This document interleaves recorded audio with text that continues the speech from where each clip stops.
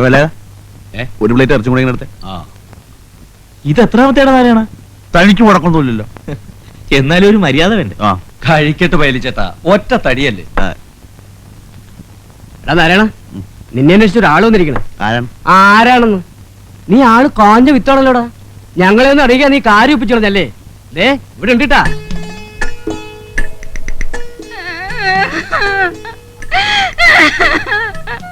എന്റെ നാരായണൻ ചേട്ടാ, എന്നെ ഒറ്റയ്ക്കാക്കി പറ്റിച്ചു പോന്നില്ലേ? ഞാൻ എന്ത് തെറ്റ് ചെയ്തിട്ടാ? കരയില്ലെന്ന്. എന്ത് പ്രശ്നമായാലും നമുക്ക് സമാധാനം ഉണ്ടാക്കാലോ. എന്ത് കഷ്ടാടാ നീ കാണിക്കണേ. കെട്ടി പെണ്ണിനെ ആരെങ്കിലും കരയിപ്പിക്കോ? അതിന് ഞാനങ്ങനെ ശരിക്കും കെട്ടിയിട്ടൊന്നുമില്ല. അത് കൊള്ളാവില്ലോ. ആരെ പറഞ്ഞ എന്നെ കെട്ടിയിട്ടില്ലെന്ന്? കൃഷ്ണന്റെ മുമ്പിൽ വെച്ച് എന്റെ കഴുത്തിൽ താലി കെട്ടിയതും മാല ഇട്ടതും ഒക്കെ അങ്ങ് മാറുന്നോ? ഏത് കൃഷ്ണൻ? ഭഗവാൻ കൃഷ്ണൻ. അന്ന് രാത്രി ഞങ്ങൾ ഒരുമിച്ച് ഒരു വീട്ടിൽ കഴിയുകയും ചെയ്തു. നേരാണോടാ ഇവിടെ പറയണത്? മാലയിട്ട് നേരാണ്. ഒരുമിച്ച് കുറച്ചു നേരം ഒരു വീട്ടിലുണ്ടാകുകയും ചെയ്തു. പക്ഷെ വേറെ ഒന്നും സംഭവിച്ചിട്ടില്ല. ഇവരുടെ കെട്ടികളൊന്നുമല്ല. അയ്യോ എന്റെ ഈശ്വരാ, ഞാൻ ചാവേ ഉള്ളൂ. ഞാൻ നിങ്ങളുടെ മുമ്പിൽ ഇവിടെ ഇപ്പൊ കിട്ടും. ഇവിടെ പറ്റില്ല, ഇവിടെ പറ്റില്ല. ഇത് എന്റെ കടയാ. കാര്യം ഭർത്താവ് വേഗം പുറത്തേക്ക് ഇറങ്ങിയേ. എത്ര കാശായി? 19 രൂപ. നാരായണേട്ടാ, അവിടെ നിൽക്ക് നാരായണേട്ടാ. ഇത് എങ്ങോട്ടായി പോന്നെ നാരായണേട്ടാ? എങ്ങോട്ടാ നാരായണേട്ടായി പോന്നെ? എന്നെ വീട്ടിലോട്ട് കൊണ്ടുപോകും. എനിക്ക് വീടില്ലടി. എന്നാ എന്റെ കൂടെ വാടക വിടാനല്ലേ, നമുക്ക് അവിടെ കഴിയാം. ഞാനെന്തിനാ അങ്ങോട്ട് വരുന്നേ? എന്നെ നാട്ടിക്കാൻ വന്നിട്ടല്ലോ. ചവിട്ടി ഒരു കൊടുക്കണം ഞാൻ. എടാ നാരായണ, അവള് പറയുന്നു. അവന്റെ അമ്മയുടെ ഒരു മധ്യസ്ഥം. ദേ എന്നോട് കളിച്ചാണ്ടല്ലോ, കൊന്നേം കടലിൽ തത്തും. ഇനി മേലാൽ ഈ പരിസരത്ത് കണ്ടുപോരും. 100 രൂപയോ? ഇതുകൊണ്ട് ഞാൻ എങ്ങനെ ജീവിക്കുന്നേ?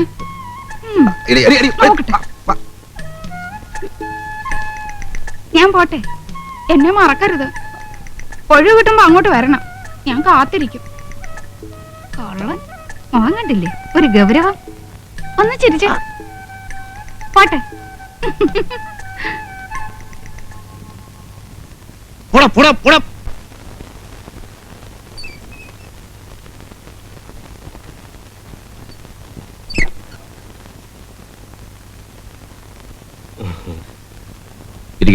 ഞാൻ നിന്നോളാം സാർ.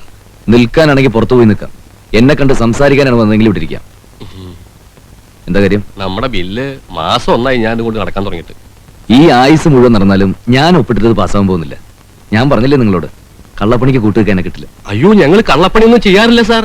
വളരെ സത്യസന്ധമായിട്ട് പണി നടത്തുന്ന കമ്പനിയാണ് ഞങ്ങളുടെ. ഞാൻ കേട്ടിട്ടുണ്ട്, പണ്ട് 1,00,000 വീടുകളുടെ ഈ ജില്ലയിലെ മുഴുവൻ കോൺട്രാക്ട് നിങ്ങൾക്കായിരുന്നില്ലേ? അതെ.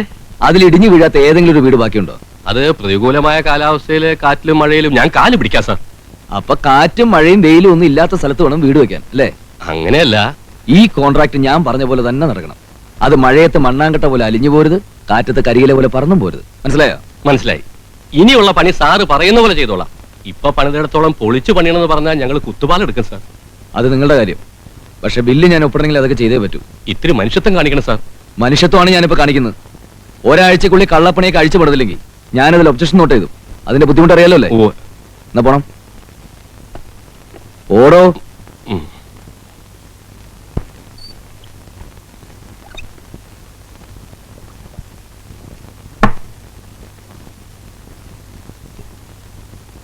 എന്റെ സ്വഭാവം ശരിക്കും അറിയാത്തോണ്ടാ ഞാൻ താഴേണ്ട അടുത്ത് ഭൂമിയോളം താഴും. പക്ഷെ ഇടഞ്ഞാണ്ടല്ലോ കൊല്ലും, ഞാൻ കൊല്ലും. നിങ്ങൾ വേണ്ടാത്തൊന്നും പറയല്ലേ. പിന്നെ എന്ത് ചെയ്യണമെന്നാ സാറ് പറയുന്നത്? 1ഉം 2ഉം അല്ല, ലക്ഷക്കണക്കിന് രൂപയാണ് ബ്ലോക്കായിട്ട് കിടക്കുന്നത്. അതവന്റെ അപ്പം തരൂ. ഞാൻ പറയാവുന്നതൊക്കെ പറഞ്ഞു നോക്കി. അയാള് പിടിച്ച മുയലിന് 3 കൊമ്പാ. ബില്ല് എന്റെ മേശപ്പുറത്ത് വന്നാലേ എനിക്ക് എന്തെങ്കിലും ചെയ്യാൻ പറ്റൂ. അവന് ഒപ്പിട്ടിട്ട് സാറിന്റെ മേശപ്പുറത്ത് ബില്ല് എത്തലുണ്ടാവില്ല. പിന്നൊരു വഴിയുണ്ട്. അയാളെ ട്രാൻസ്ഫർ ചെയ്യിക്കണം, അല്ലെങ്കിൽ ഒരു ലോങ് ലീവ് പറ്റുമോ? അതൊന്നും ഉടനെ നടക്കുന്ന കാര്യമല്ല. നടക്കും. ലീവ് എടുപ്പിക്കാം. എങ്ങനെ? വഴിയുണ്ട്.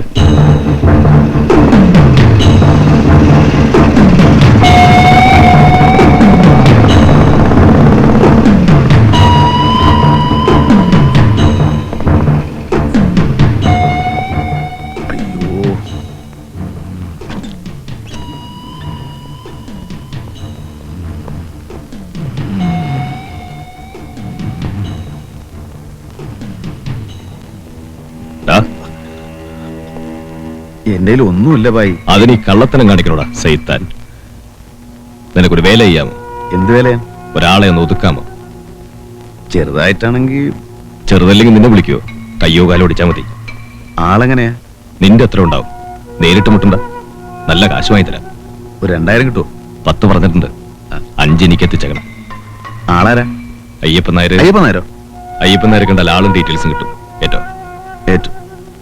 അച്ഛാ. നമസ്കാരം. ആ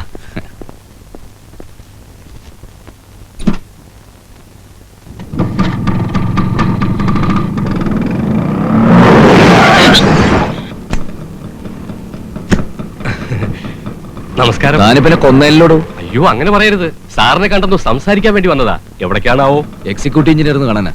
അപ്പൊ വെയിറ്റ് ചെയ്യണ്ടെന്ന് അർത്ഥം. നമ്മളെ കുറിച്ചൊക്കെ നല്ല വാക്ക് പറഞ്ഞു കേട്ടോ സാറേ. തന്നെ കുറിച്ച് പറയുമ്പോ നല്ല വാക്കുകളൊന്നും ഇല്ലല്ലോ മുതലാളി. മാറ്. ഓ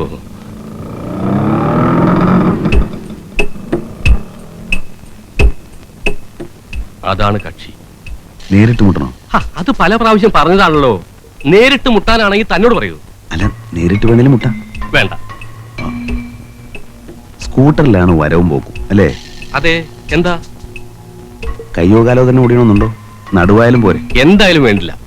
ഒരു 3 മാസെങ്കിലും ലീവ് എടുത്ത് പ്ലാസ്റ്റർ ഇട്ട് കിടക്കണം. അത്രയല്ലേ ഉള്ളൂ. ശരി, വണ്ടി പോട്ടെ.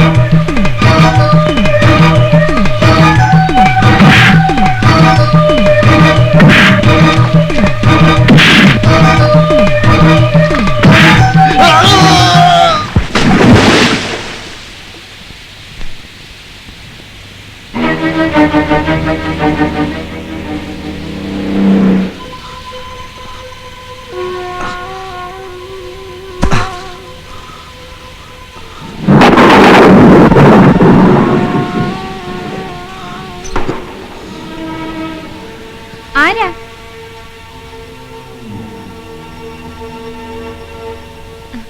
അല്ല, ആരാത്? എന്താ ഈ നേരത്ത്? വരൂ, ഇങ്ങോട്ട് കയറി നിന്നോളൂ. എവിടെ നിന്നുള്ള? രമേ, ഒരു തോർത്തിങ് എടുത്തേ. എവിടെ പോയിട്ട് വരുന്നു? ഇങ്ങോട്ടായിട്ട് തന്നെ വന്നതാ. അത് നുണ. എന്ന് വെച്ചാ ഇവിടെ അടുത്തൊരു വീട്ടിൽ വന്നതാ. തിരിച്ച് ബസ് സ്റ്റോപ്പിൽ എത്തിയപ്പോ മഴ, ബസ്സും പോയി. അപ്പോഴാ നമ്മുടെ കാര്യം ഓർത്ത്. ദാ തല തുറത്തിക്കോളൂ, പനി പിടിപ്പിക്കണ്ട. നാട്ടുകാർക്ക് സഹായത്തിന് ആളില്ലാണ്ടാവും. ഇപ്പൊ ഒരു ചൂട് കാപ്പി കിട്ടിയാൽ നല്ല രസമായിരിക്കും അല്ലേ? വേണ്ട, എനിക്കൊരു കുട കിട്ടിയാൽ ഞാൻ പോയിക്കോളാം. എങ്ങനെ പോവും? ഓട്ടോറിക്ഷ കിട്ടും. അതോ എവിടെയെങ്കിലും ചുരുണ്ടുകൂടി കിടന്ന് ഉറങ്ങുമോ?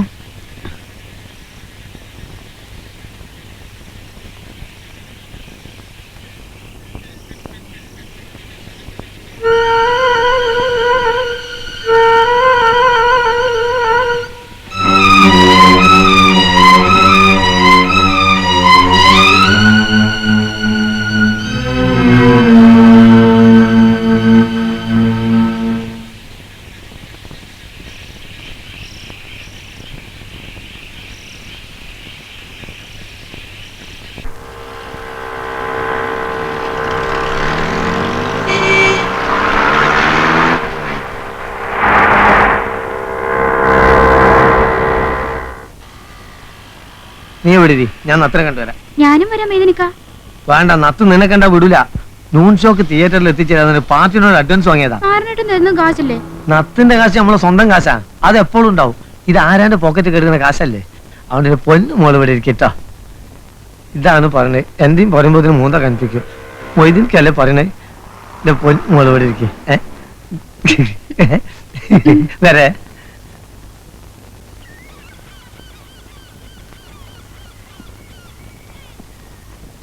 നാരായണ്ട നാരായണ്ട നാരായണ്ട ചത്ത വേണ്ടാറോ നത്തേ അല്ലാ.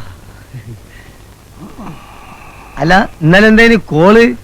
ഒരു പെറ്റി കേസ്. അത് നോണ. സത്യം ബോധിപ്പിക്കാൻ നീ ആരാ മൈസൂരേട്ടാ?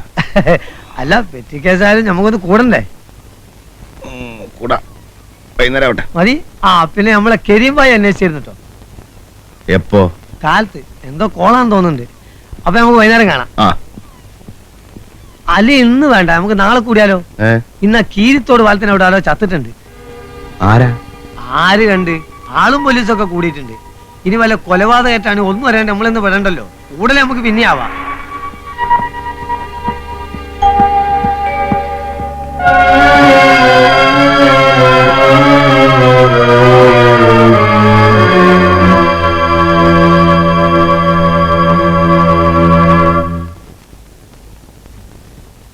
വെളുക്കാൻ തേച്ചത് പാണ്ടായി എന്ന് പറഞ്ഞ പോലെയായി.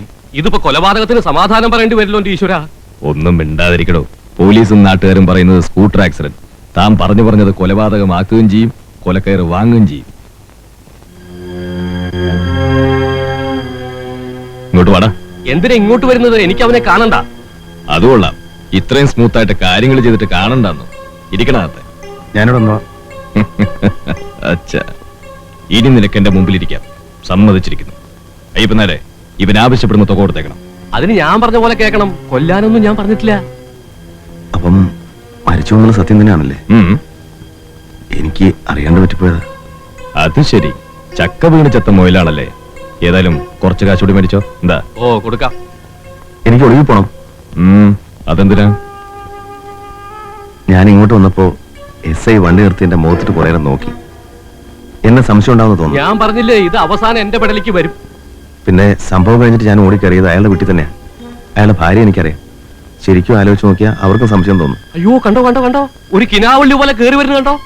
ഇനി തന്നെ ഞാൻ ഇവിടെ നടിച്ചു പുറത്താകും. അയാളുടെ ഭാര്യയുമായിട്ട് നിനക്കെന്താ ബന്ധം? ഒന്നുമില്ല, എനിക്കവരെ അറിയാം.